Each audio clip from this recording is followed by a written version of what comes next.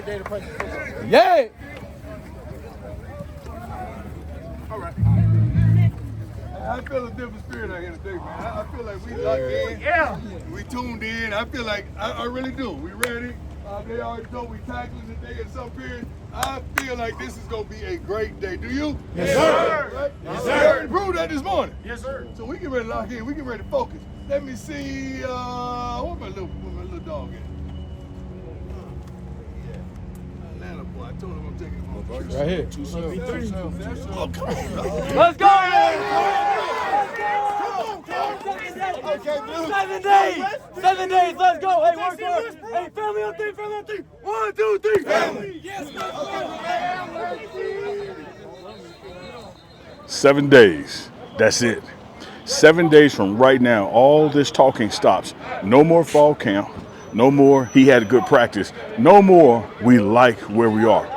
No more projections. No more depth chart guessing. Next Thursday night, 8 p.m. Eastern, 6 p.m. Mountain, Colorado walks into Bobby Dodd Stadium live on ESPN. And somebody got to show us what they got. And here's what's interesting to me this morning. If you've been listening closely to the press conferences coming out of both Boulder and Atlanta, both teams have been telling us how they plan to win this ball game. They just ain't calling it that. All right, let's put some wood to it.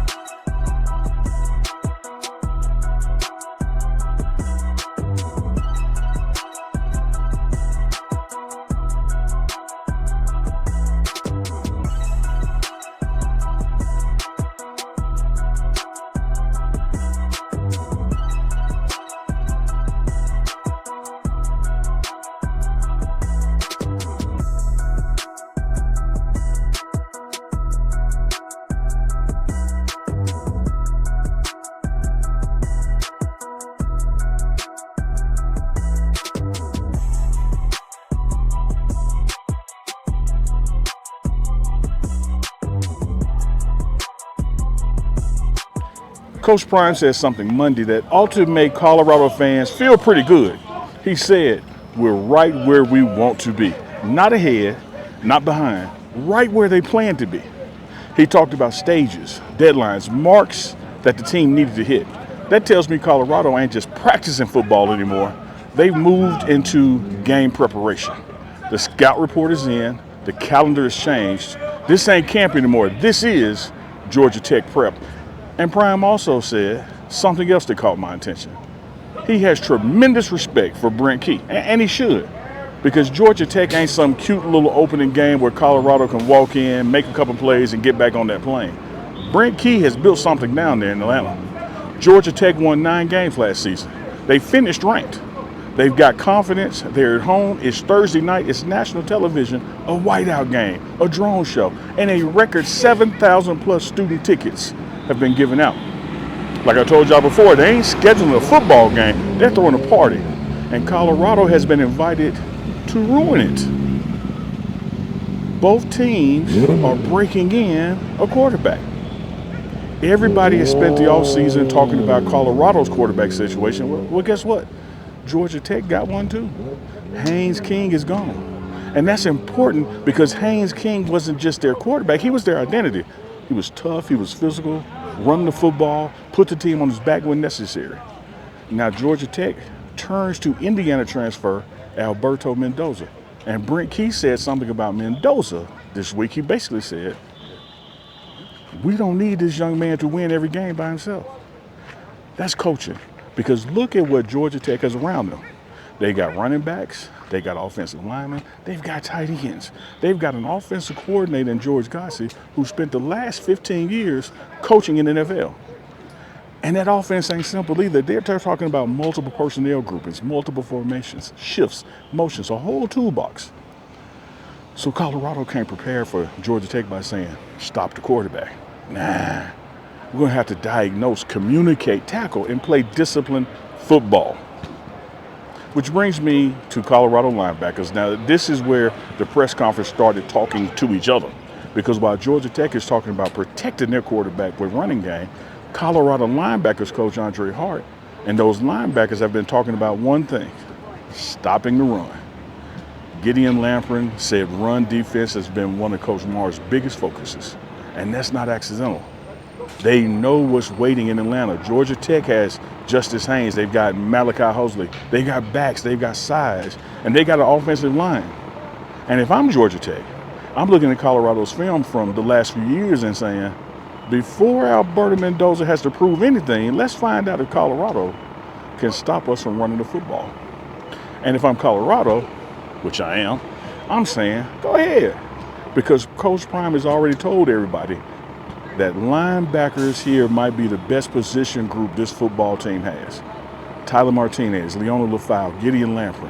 And Andrew Hart said something yesterday that caught my ear. He believes this group might surprise some people. Well, we ain't got to wait long to find out, because Georgia Tech is going to test them early. Flip the field, because Georgia Tech has a problem too. How do you defend Brennan Marion's offense when you don't really know what Colorado's version of the go-go looks like yet? And Colorado's receiving room is finally getting healthy. Rashad Davis told the story this week. DeAndre Moore, Joseph Williams, Danny Scudero, Cam Perry. They finally got together and called Coach Davis, basically saying, Coach, it's over.